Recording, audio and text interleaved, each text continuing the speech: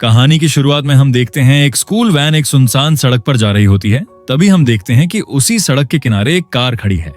शायद उस कार का टायर पंचर हो गया था। कार में बैठी हुई लड़की, जिसका नाम जूयॉन होता है, अपने फियांसे से बात कर रही होती है, जिसका नाम किम सू था। तभी उसी स्कूल वैन से एक अनजान आदमी जूयॉन से पूछता है, इतनी रात को तुम यहाँ क्या कर रही हो? जूयॉन बताती है कि उसकी कार का टायर पंचर हो चुका है और उसने कार मैकेनिक को कॉल कर दिया है। वो किसी भी वक्त यहाँ आते ही होंगे, लेकिन वह आदमी जिद करता है कि एक बार मैं चेक कर लेता हूँ। किम सू जूयॉन से कहता है, अपना ध्यान रखना। फिर वो फोन रख देता है। फिर वह अनजान आदमी आकर बताता है, आपकी कार बर्फ में धंस चुकी है। जूयॉन उससे कहती है, आपकी हेल्प के लिए थैंक्स। रिपेयरिंग वाला कुछ देर में आता ही होगा। उसके बाद वह आदमी अपनी कार में बैठ जाता है, लेकिन काफी देर बाद भी वह अपनी कार को स्टार्ट नहीं करता। जूयॉन को उस आदमी पर शक होता है। फिर वो अपनी कार स्टार्ट करने वाली होती है, लेकिन तभी वह आदमी उसके कार का ग्लास तोड़कर अंदर जाता है और जूयॉन को जख्मी कर देता है। फिर वह उसको अपने साथ ले जाता है। जब जूयॉन को होश आता है तो वो समझ जाती है कि यह आदमी अब उसको मार देगा। जूयॉन उस आदमी से कहती है, प्लीज मुझे मत मारो, क्योंकि मैं प्रेग्नेंट हूँ, मुझे इस बच्चे के लिए मुझे छोड़ दो।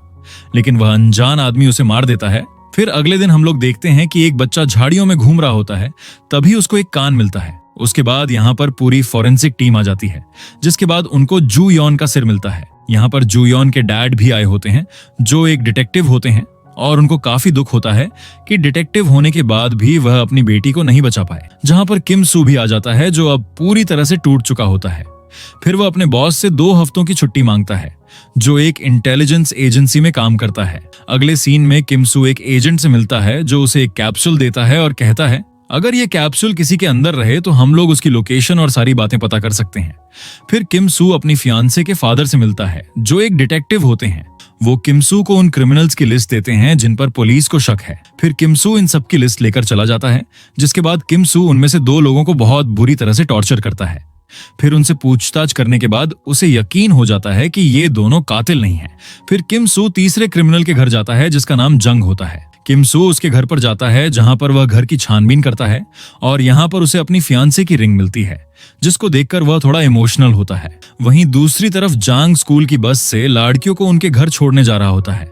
फिर सब लड़कियों को छोड़ने के बाद वह एक लड़की जो सो रही थी, उसको किडनैप करके अपने अड्डे पर लाता है। फिर वह उसकी तरफ जा ही रहा होता है, तभी उसको एक आवाज सुनाई देती है, जिसके बाद वह बाहर जाके देखता है तो वहां किम सू आ गया था। जैंग कहता है, क्या तुम पुलिस वाले हो? लेकिन किम सू बिल्कुल चुपचाप खड़ा रहता है।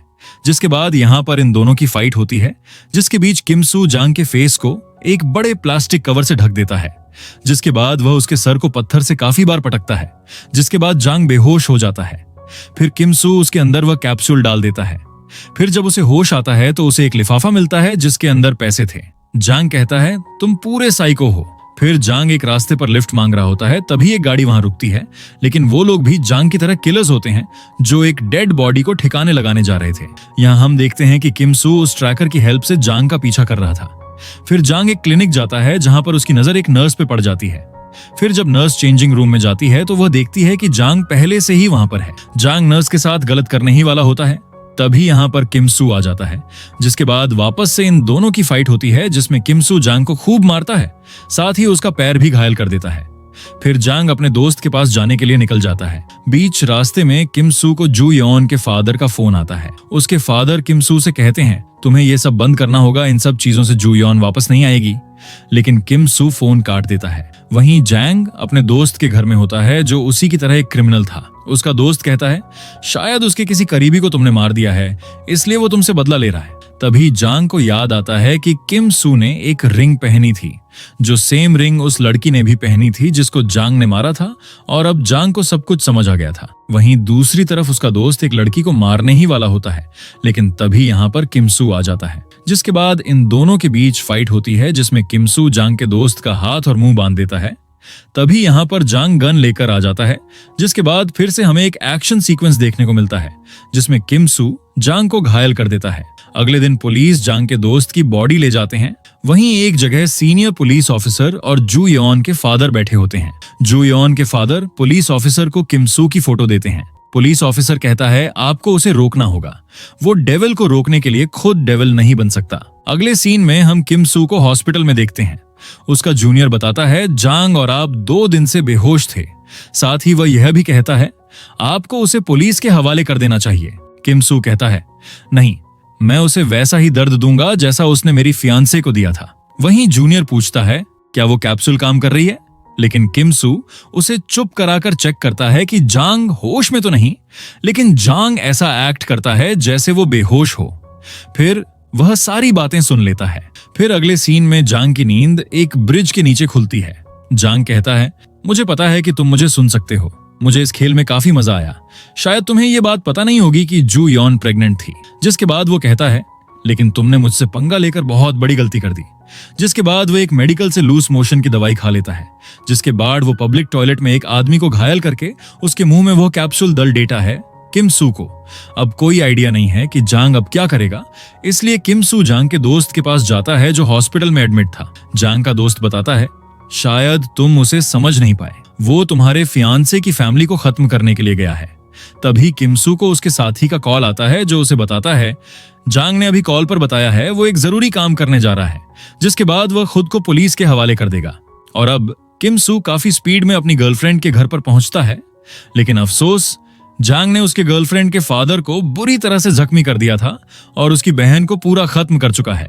किम सू को काफी अफसोस होता है, काश मैंने उसे पहले ही मार दिया होता। और अब जांग खुद को पुलिस के हवाले करना चाहता है क्योंकि वह जानता है किम सू उसे तड़पा तड़पा के मारेगा।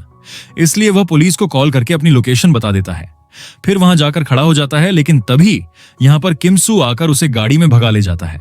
फिर हम देखते हैं कि किम सू जांग को उसी जगह पर बांध देता है जहां पर वह सबको मारा करता था। यहाँ किम सू जांग को काफी टॉर्चर करता है। जांग किम सू से कहता है, तुम मुझे सीधे मार ही क्यों नहीं देते?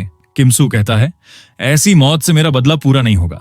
आज तुम वह दर्द देखोगे जो तुमने लोगों को दिया है। जांग किम सू से रिक्वेस्ट करता है, प्लीज मुझे छोड़ दो, मुझे मत मारो, तुमने मेरे साथ पहले ही बहुत बुरा किया है। किम सू कहता है, यही सब बातें तुमने लोगों से सुनी होंगी जिनको तुमने मारा। हाँ, तो बताओ आज उनकी जगह खुद को देखकर कैसा लग रहा है? फिर जांग किम सू से कहता है, तुम हमेशा से ही हारे हुए थे, अगर तुम मुझे मार भी दो तो तुम्हें कुछ हासिल नहीं होगा। साथ ही वह यह भी कहता है, दर्द वो क्या चीज है, अगर आज मैं मर भी गया तो कोई बात नहीं। फिर किम सू उठता है और रस्सी का एक सिरा दरवाजे पर बंद देता है तो दूसरा सिरा जांग के मुंह पर देता है। असल में जांग जहां पर बैठा हुआ है उसके ऊपर बहुत बड़ा ब्लेड है। अगर जांग ने कुछ बोलने की कोशिश करी तो भी ब्लेड उसके ऊपर गिरेगा, और अगर किसी ने दरवाजा खोला तो भी जांग मरेगा। किम सू के जाते ही यहाँ पर एक टैक्सी आती है जिसमें उसके घर वाले होते हैं। जांग उन्हें रोकना चाहता है, लेकिन अगर उसने मुंह खोला तो ब्लेड उस पर गिर जाएगा।